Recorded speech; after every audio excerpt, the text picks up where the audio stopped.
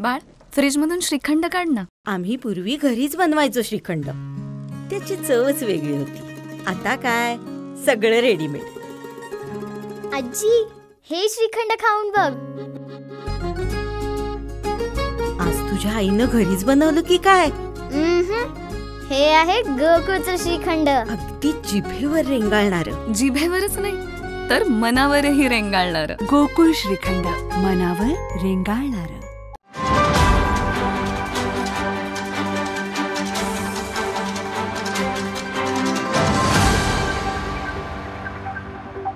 देवेंद्र फडणवीसांचा पहिला कार्यकाल बघा, त्यांचं भगतसिंग कोश्यारींची वाक्य बघा, त्या काळातले भाजपच्या नेत्यांचं छत्रपती शिवाजी महाराजांच्या बाबतीतलं बोललेली वक्तव्य काढा, महात्मा फुलेंच्या बाबतीत बोललेली वक्तव्य काढा, बाबासाहेबांच्या बाबतीतली केलेली वक्तव्य, शाहू महाराजांच्या बाबतीत माननीय देवेंद्र फडणवीसांनी समाजसेवक म्हणून उल्लेख केला. बघा, त्यांच्या मुख्यमंत्री असताना ते समाजसेवक आहेत.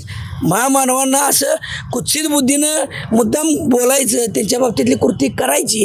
आपण काय वागतोय, आपण जनतेतनं काय रोष येतोय, काही विसरा लागलेत, काही ट्रायल बघतात, पण हे आमच्या रक्तात हे भिनलेले विचार आहेत. शिव फुले, शाहू आंबेडकर विसरून महाराष्ट्र नाही देशसुद्धा चालू शकत नाही, हे सगळ्यांनी ओळखलं पाहिजे.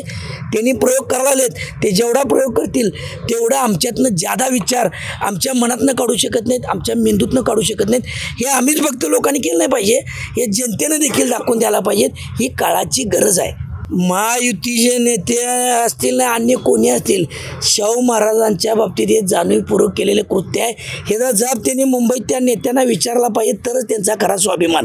इथून काहीतरी उडवाउडवीची उत्तरं, तिथं काहीतरी सर्वासर्व करणं हे त्यांचं कामच आहे भाजपवृत्तीचं.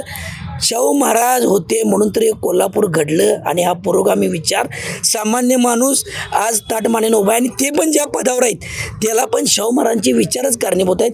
त्यामुळे त्यांनी ठोस याच्यावर विचार व्यक्त केले पाहिजेत, तरच ते खरा स्वाभिमानी नेतृत्व म्हणून जाहीर होतील आणि कोल्हापूरचा ते मान राखतील, असे माझ्यासारख्या कार्यकर्त्याला एक आशा वाटते. कोल्हापूरकर आहेत, त्यांनी बोललंच पाहिजे असं माझ्यासारख्या कार्यकर्त्याला वाटते, आणि कोल्हापूरकरांना पण वाटते. त्यांनी बोललंच पाहिजे ना. शाहू महाराजांचा अपमान हा आपल्या सगळ्या लोकांचा, आपला जनतेचा, कोल्हापूरकरांचा अपमान आहे, अखंड महाराष्ट्राचा, देशाचा अपमान आहे. शाहू महाराजांना विसरून, त्यांचे विचार विसरून कुठलंच शासन काम करू शकत नाही.